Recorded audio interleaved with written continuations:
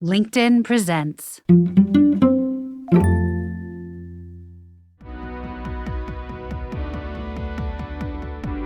How would your life change if you just gave yourself a bit more space?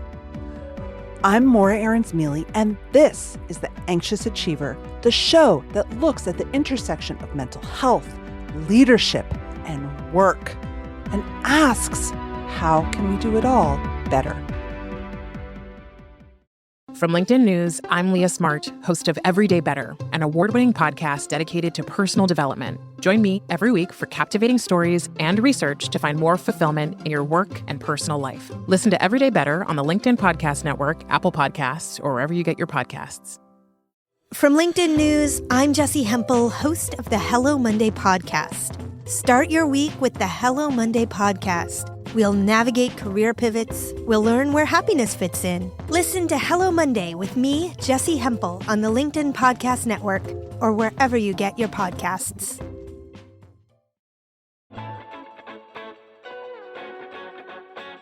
Do you feel like a rubber band about to snap? Would you like more capacity in your life?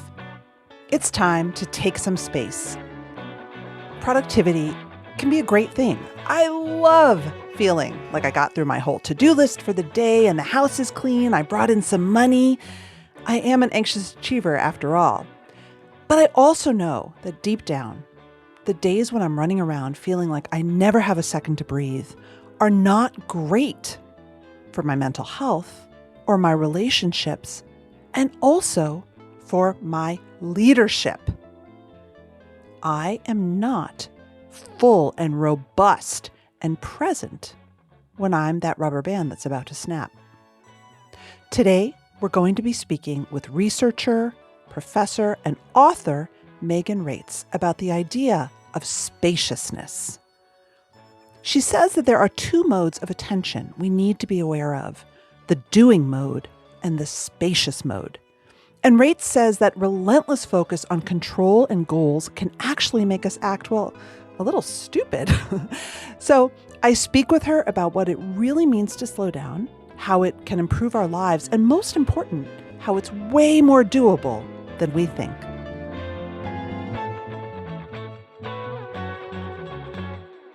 So Megan, I'm so grateful for your research, and I'd love you first to define spaciousness for us. Yes, that's a good question. And I'm not going to do it immediately because it's kind of ironic with this topic because it's a very important question.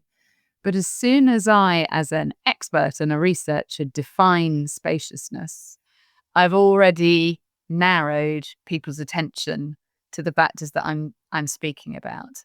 So just let me first say that where we've started with everybody, and we still start, and I start with groups and teams that I'm working with, is not with a definition, not with our definition. We ask people to just pause for a moment and recall an experience that they've had where they've had a sense of spaciousness, whatever that means for them. And there's no boundaries and there's no worries about getting it wrong or right. It's just what pops into your mind when you think about an experience of spaciousness. So let me ask you that, Morra, first of all, if you just pause for a moment and just recall a moment where you felt a sense of spaciousness, whatever that means to you. So there is no clear definition on that. What comes up? Well, Megan, I credit you because I was thinking about our interview yesterday, and my daughter is going through a period where she just hates school. She doesn't want to go to school. Can relate to that. And it was such a day. She had just finished an exam and she didn't want to go to school, and it was a beautiful spring day. And I said, fine, stay home. Let's make a schedule. You're going to have a homeschool day. And I had a block of time during the day too. And I thought, you know what? I'm going to be with my daughter in the middle of a Wednesday. We went and got croissants. We went to the library. We went and saw my mom, who's in an assisted living facility, and spent time with her. And usually I'm rushing to get out of there. And I just sat. We ate with my mom. And then my daughter and I worked on the edges in the garden. It was like the best day. It sounds it. And And let it me was ask you this. such a gift. Yes. So what can you from that description, what if I asked you to dig a little bit deeper in terms of, well, what does spaciousness mean to you? What was going on yesterday that was kind of different? What made it spacious for you? I had intentions. My intention was to be spacious. My intention was to not check my phone every 10 minutes and not rush and not multitask. Mm-hmm. That's what made it spacious. Mm-hmm. So, and it's a battle, right? Because you get restless and you get bored, and I'm a restless, anxious person. So you want to keep going. You want to keep checking. And so it's an intentionality. yeah, lovely. So we've asked thousands and thousands of people that, and I want to reiterate that our definition of spaciousness is not important, actually. The important work is in working with others to genuinely ask them to inquire, well, what does this mean for you? And what does that tell you about how you're living life, what you want to create, your balance between what we call doing mode and spacious mode. But you have mentioned a few things that we've noted in our research that quite a few people mention. And that includes, well, let me just compare it as well. We have these two modes of attention. And one we call the doing mode. And in the doing mode, our attention narrows to something that we need to get done. So it tends to be task focused, quite instrumental. I'm looking for use. I'm looking to meet a goal. When I'm in that mode, I see things as kind of separate, and I tend to be looking for control and predictability. Get stuff done. Yeah. Incredibly important for our survival. All right. Both organizationally in our team and as individuals. The spacious mode is a different form of attention. So in the spacious mode, we are more expansive in what we're paying attention to. We're unhurried. So we don't have a narrative. In the doing mode, we tend to have a narrative, which can be quite anxious, actually. It can be sort of like, I need to get this done. How am I going to get this done? Will they do what I want them to do? How are they seeing me? It's that kind of narrow sort of focus. Spacious mode, we're paying attention to relationships and interdependencies. So we've broadened our attention. We see how we're relating with the environment and others around us. We see flow and change, but we're not hurrying on to the last moment. To the next moment. And we're not clinging on to the last moment either. We are very present and here. And what happens in the spacious mode is that tends to be where we gain insight and we see possibilities that weren't controllable and predictable. And so we need both of these modes. And what we've been discovering in our research is that we may be overdoing doing. It's a bit of an overdone strength now. And although it's really, really necessary, it's an absolute disaster if we squeeze out spacious mode, both for us as individuals, but also in our organizations, which is where we do most of our research. Why is it? I think anyone listening would think, I get it. I can't. I'm so sick of being in doing mode. All I want is some space. Tell us why organizationally it's important. If I'm a manager of a team, why would I want my team to have spacious time? So the spacious mode is what stops us from being busy fools. So we can get stuck into a process of ticking off the to-do list It's the spacious mode that tells us what should be on the to-do list in the first place. It's the spacious mode that tends to be where we create, where we see possibilities, where we innovate. And it tends to be the spacious mode where we build really genuine, important relationships with others. Because rather than, in the doing mode, we tend to relate with one another fairly instrumentally. It's like, right, what are you doing? What am I doing? What have we got to get done? Will you do what I want you to do so that I can get this done? That's what the doing mode is about. And as I said, that's really important. Yeah. Really I'm not important. Yeah. dismissing that at all. Our deeper relationships and our deeper humanity comes when we pay full attention, when we fully listen and encounter the other person that we're with. And when somebody does that with us, when somebody turns fully towards us with their attention and without their instrumentality and without their judgment and expectation, it's the most incredible gift possible. It makes a profound change. And actually, at the moment, we're talking to people who are recalling particular managers and leaders in their career that somehow had this capacity for spacious mode. Whatever was going on in their pathologically busy workplaces, you sometimes encounter people that are very successful in that doing space, but they somehow also manage to pay you attention so that you can think well, so that you can innovate and you can create and you can remember why you're doing what you're doing.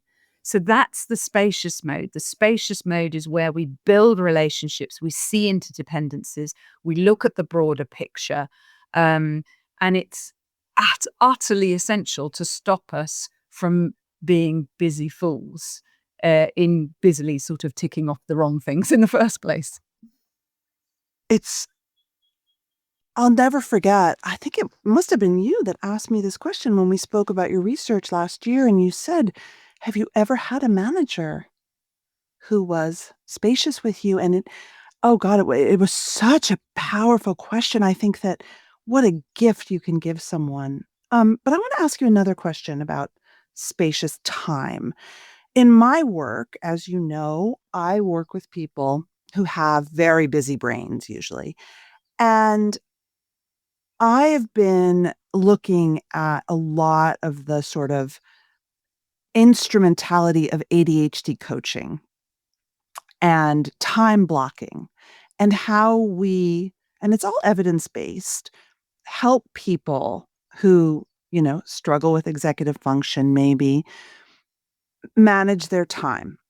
And as I was reading your research, I thought, the gift of people with very busy brains is that they are wildly creative when they can be spacious. And yet, are we telling people that to survive at school and at work, we're blocking them so rigidly? 9:05 to 9:10, get a cup of coffee. 9:10 to 9:30, check email. Yes, that's very helpful to your point. But we're shutting down our gifts, which is that when we have time to be and think, people with ADHD, people who are neurodivergent, people like me with bipolar, that's when the big things happen. Yeah, I do know. And I'm curious what your research finds about just like spaciousness to be wild, spaciousness to think. Yeah. So this spacious mode is the mode where we have insight. Yeah, we join dots that have never been joined before and wouldn't be joined in the doing mode because you're just focused on this dot and you can't even see that dot over there. So this spacious mode is where wildly creative possibilities lie. And I could not agree more with you in that education and society has got so hung up on to-do lists and actually aspects of time and time management that is ever so valuable for some people But it isn't valuable for everybody. And in fact, sort of squeezes out the spacious mode for some. So in our research, we the spacious mode is not about time management. It's about attention management. So this isn't about, oh, we're really busy, I just need more time. Because you and I know that you can carve out time and then you can spend all of that time ruminating, planning, or in deep anxiety. It's the same attention. You may have stopped doing something, but your attention is in the same mode. Right. And your research has... Oh, sorry. No, go. We're both getting excited. Well, your research has quotes from people that I would very much recognize, like, I don't want free time because then I get anxious, or I feel good when I'm busy, or I get dopamine when I'm attending to my email. Why would I want to be spacious? It's just stressful. Yes. So this is, that's another key aspect. So time management can help because it can help people to just park some distractions, but it doesn't, in and of itself, doesn't solve any issues if we're still in the same mode of work. Yeah. So we can use time management to carve out some time where we have more possibilities of expanding our attention. Okay. You can see the difference between them. And one of the people that we interviewed said, if you open up space, you let doubt in, and who wants that? And, there are some very good reasons why we stay busy, because if you create space where you do start to look more broadly and widely, it really doesn't take you very long before you get to some fairly philosophical questions, which is, how am I? What's going on? What impact am I having in the world? How do I relate with people? What choices have I made in the past that I may not now really wish I had made?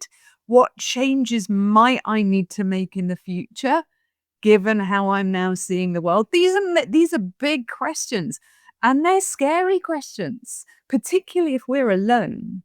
That's why for some people, it's really helpful to have help to get into the spacious mode, to be held by a coach or a therapist or a facilitator, where you can kind of manage the levels of anxiety that go with some of these questions, you see.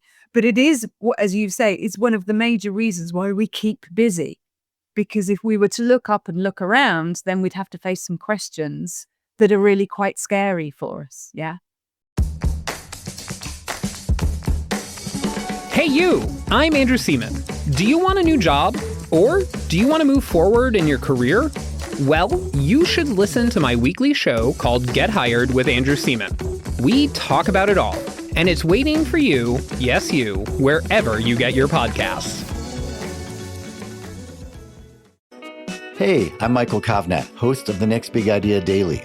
The show is a masterclass in better living from some of the smartest writers around. Every morning, Monday through Friday, we'll serve up a quick 10-minute lesson on how to strengthen your relationships, supercharge your creativity, boost your productivity, and more. Follow The Next Big Idea Daily wherever you get your podcasts. One of the questions I had, thinking about spaciousness at work and on teams, to your point, I like to help managers think about creating a container in meetings where it feels sort of like a safe half hour, right? What's your advice during chaotic times at work, scary times, stressful times, to create spaciousness? If you're just a person, if you're not a coach, if you're not a therapist, if you're not Megan, so that people can have a little freedom to be and think. Is it something that a normal person can do? Absolutely. And I mean, our research is kind of fairly packed with lots of things you can do to create space. one of the biggest things, particularly if you're in a position of influence in an organization, is if you could spend just a few moments habitually prior to a meeting, checking in with how you're about to show up and form an intention around that. It's quite remarkable what difference that makes. So when we've done our inquiry sessions and when we work with teams, we pretty much always start a meeting with a pause where we ask people to check in, what's the state of your mind? How do you feel emotionally? How's your body? And what intention are you holding? And do you know, Morra, do you know that practice is regarded as weird in most organizations? To pause at the beginning of a meeting to make sure that people are paying attention. For some reason, that's weird. But it's not weird at all to carry on regardless in a meeting, knowing full well that most people are busy doing their emails on the side and not paying a blind bit of attention to what is going on. So my kind of, one of the biggest things is for all of us, if we are able to put in, sometimes called speed bumps, just those little practices that enable us to wake up and go, wait a second, right, how's this doing? I'm about to be with a whole pile of other people, and how I show up is going to markedly affect how they think and how they speak. So if I can go in and encounter people in a slightly different way, they will almost respond. With our research on speaking up is relational. We speak and we think depending on how the people we are with are showing up. And so that influence is something that we can all train ourselves to do. But remarkably, we don't. A lot of my other research is relating to mindfulness practice. And we can train our attention. We can train. And many people would say that our attention is the most valuable resource, if you like, or thing that we have in life. It's the thing that impacts ourselves and others around us more than anything else, where we place our attention. And yet we leave that up to chance. Yeah, we figured out a while ago that we can't leave our physical body up to chance. Well, most of us can't. Yeah. And we get that, but somehow the brain bit, people still don't understand that what you're doing with your brain every day is writing the algorithm for how it shows up the following day. Yeah. So we do have some level of agency there. It's just that we're not really using that to the maximum that we can. So there is a pile of other things that we can talk about as well that you can do to create more space. But those things, paying attention to how we're paying attention and how we're showing up are absolutely fundamental. Coming just back to the anxiety pieces, I say that I think a lot of us avoid the check-in with ourselves, but mostly also with our teams, because we don't want the answer to be, how are you? I'm not so good. What do we do with that, right? Yeah. That's scary. It's scary. And isn't it interesting how we've created an environment where we naturally assume that you're supposed to have an answer to that, and therefore it's scary because we don't have an answer. But part of that is because there's this ongoing pressure that we're supposed to solve everything, and if there's a problem, we better get rid of it as quickly as possible, as if it's check it on the to-do list. Yeah, it's like as if it's a sort of, it's an abnormal thing in life to not be okay, to not have the answer to stuff. And perhaps if we regarded that as, of course we don't know the answer. Yeah, of course we have days where absolutely we feel rubbish and we want to, shout and scream. Of course we do. We're human beings. If we were able to acknowledge and accept that a little bit more, perhaps we wouldn't be so scary of the prospect of having to deal and solve when somebody speaks up. And I know that might sound a little bit idealistic, but again, the way that we've come to see the world and behave in the world in certain ways, and we sometimes don't see these assumptions that are driving us. And those assumptions are things that we need to hold up and go, why do we even think that? Right. Who told me I had to fix everything? And it goes so deep. I mean, that's why I think therapy is so helpful. What the two things that I would just share with the audience is that for me personally, therapy, but two practices, when a feeling comes up that I'm not okay, the practice of expansion in ACT therapy, where you literally hold the words that are coming, the bad feelings, and you literally hold them in your body and sit with them, is the single most powerful thing I've ever done. And now? To literally be able to say before a meeting, sit with, I'm terrified. So and I have lots of stuff, audience, on expansion and ACT. And then the second is that it's also okay to compartmentalize, to say, oh, this scary feeling's coming up for me, but you know what? I'm not going to deal with that now. And that's okay. And it's okay to tell people that. I get that you're super stressed. I get that this is happening. Let's deal with that. And I promise you we'll make a plan. Right now we have to do this. It's also okay to do that. To your point, we don't have to rush in and fix ourselves and fix everything. We can say, yes, that needs attention. I'm going to put that in a little box for now so that I can focus. Yeah, absolutely. And it reminds me again, the work that I did with Michael Chaskelson on mindful leadership. What we found there, and fairly, well, was it controversial? I don't know. Controversially, perhaps we said that the single most important capacity that a leader has is the capacity to create a space between a stimulus and then what would normally be a reaction rather than a response. And that is trainable. So we can train it through building 3 particular skills, I suppose. And we call those AIM.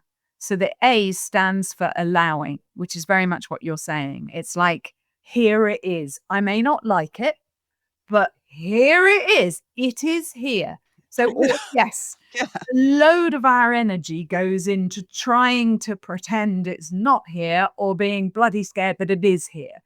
So this first is that kind of like, okay, this is here. Let me just acknowledge that it's here. I stands for inquiry, which is, if you can stimulate curiosity, it's incredibly difficult to kind of be anxious as well. Those curiosity and anxiety things. And so and I often called it my curiosity key. And in fact, particularly when I started out and still now, if I'm about to go in and present to a big group of people and I might be really, really nervous, one thing that saves me on more than, many occasions is to reframe from being, oh my God, I'm so scared I might muck this up, to, oh, I wonder who I'll be speaking with out there. I wonder which members of the audience are kind of going to go, oh, I resonate with what you're saying. I wonder how I might be so helpful here in what's about to happen. And that's kind of that stimulates the curiosity, which immediately kind of opens us up into this more spacious mode. And the M, just to finish that off, is meta-awareness. And that's our capacity to notice what we're thinking, feeling, and sensing when we're thinking, feeling, and sensing it. So it's this capacity to be present, to notice that. And if you can develop those skills, what it does is it creates this little space where you have the opportunity of choosing a response to a situation more. And that is just gold dust for all of us in our lives, but it absolutely for a leader or a manager who is trying to, make wise choices on how to lead and manage to the best of their capabilities. It's the key. It's the key to life, isn't it? Shutting down that reactivity. And I was laughing last night because I went to the Boston Celtics game. We're in the NBA playoffs, and I'm a passionate Celtics fan, and I had a really stressful day. Even though I had a wonderful day with my daughter, then I had some stress, and I ate a huge bag of M&Ms at the game while the Celtics were losing and while I was processing all this stuff. And as my son and I were on the tee home, I said, I did it again. I feel so sick because I stress ate a giant bag of peanut M&Ms. Yeah, I'd feel a bit rubbish after that. That's when I'm reactive. Yeah. That's what I do. Yeah. And it's like clockwork. Yeah. And of course we do. And then we go back to the allowing bit straight away and go, fair play, that's okay. God, we're not perfect, and, of course I was stressed. And isn't that interesting? And I wonder whether I can look back and inquire and figure out, what might have woken me up, in that process so that I might have made a slightly different choice. Can I experiment with that next time? So how we hold examples like that's so important for us and how we learn, again, individually, but also in our teams. But we all have these little habits that are incredibly difficult to kind of get into. Oh, they're so change deep, course. Yeah, absolutely. Do you have any little body-based practices or almost cues that you use to calm that reactivity so that you're able to create more space? Yeah, let me talk about a couple of things. I'm just looking at a book actually on my desk, which I haven't managed to delve into deeply, but I'm really looking forward to doing it. It's called Better in Every Sense, Norman Farb and Del Seagal, which you might have heard of. And they have this lovely phrase called sense foraging. And they talk about our ability to tune in and kind of forage for sense data. Okay. So when we're lost in our minds and we're lost on this default narrative network that often gets stuck in a loop of over planning, over control, anxiety, all of this stuff. If we can forage in that moment, if we can stimulate ourselves to notice the sensations that we have in our feet right now, or notice what we can hear and the sense of silence, or look out of the window and notice something that you'd never noticed before. These are sort of a kind of speed bumps that can help trigger us out of this very often doing mode, narrative mode in our heads. Yes. A speed bump that I loved from the mindfulness work is, for when you've had a really rubbish day at work, or you have had a very stressful day and you're about to go back into your house and you put the key in the door and you use that as a trigger, as an anchor to kind of do a quick scan and ask yourself, what am I about to bring into this house? Just really, really quick, 10 seconds. What's going on in my head? How do I feel? How's my body? And what is my choice around what I do when I step into this house? And that's also obviously relevant for meetings. These are little practices that go into our, they build this meta-awareness.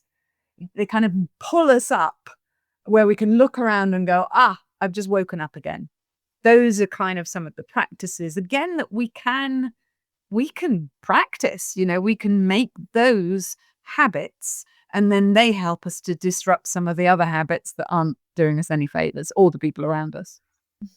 Oh gosh, I love that so much. And I will share, yesterday I interviewed an architect who designs workplaces, and she said one of the things that in her research is coming out that's really challenging is that working at home, for a lot of us, we're on 7 Zooms a day and we go back to back.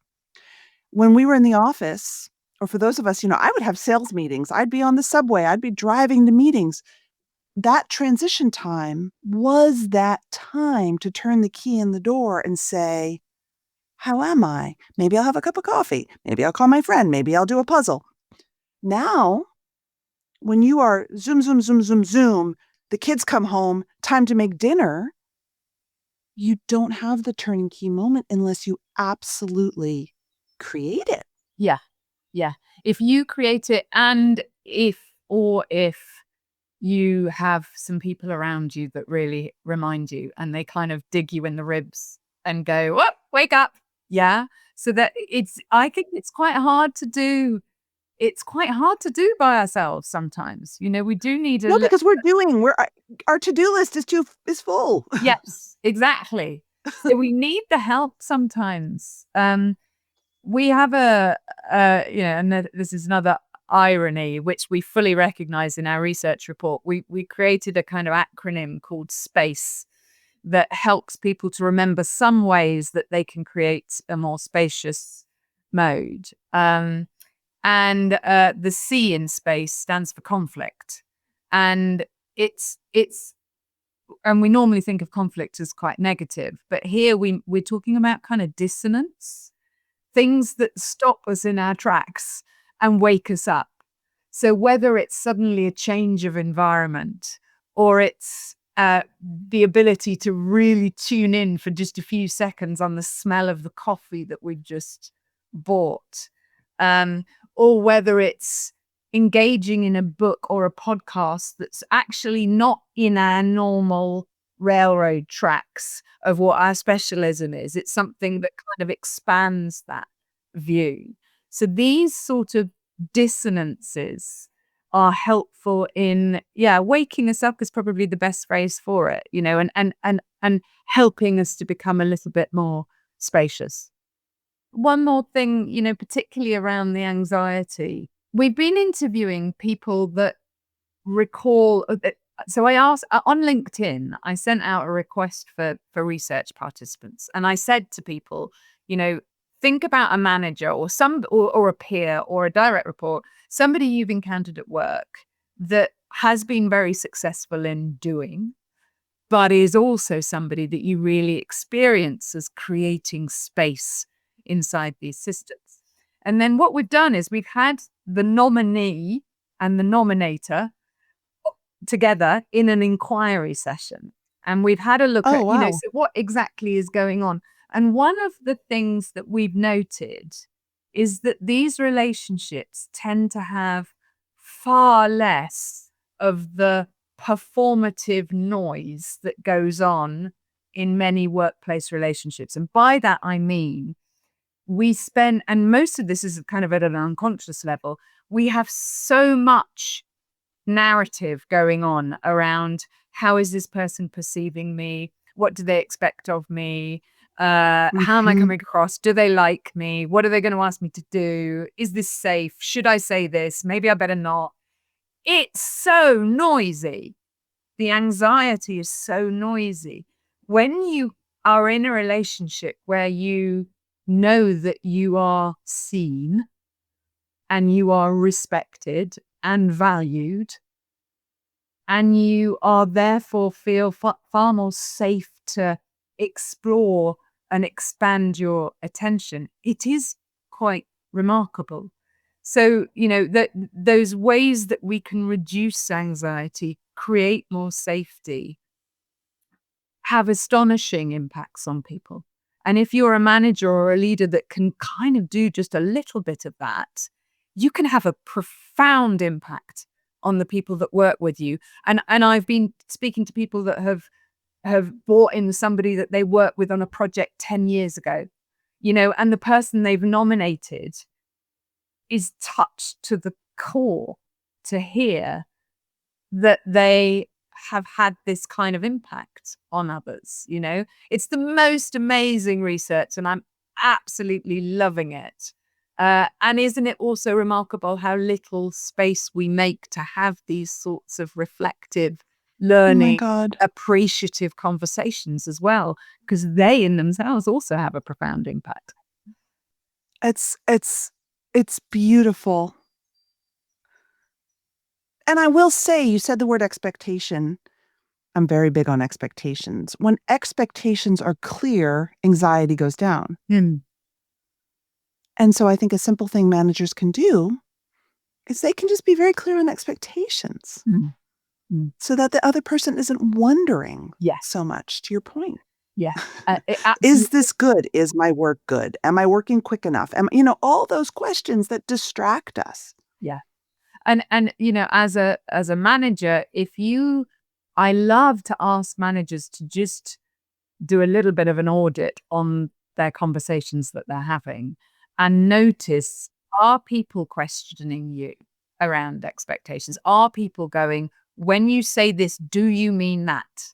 Are people saying, I'm not sure I agree? If you don't have these kind of things coming back at you in conversations, that's a very good sign that people don't feel safe to speak up. And that's a very good sign that it's not them that needs fixing. It's you that need to alter a little bit how you show up. Yeah. And some of that, is difficult because you just have titles and labels that automatically kind of intimidate others.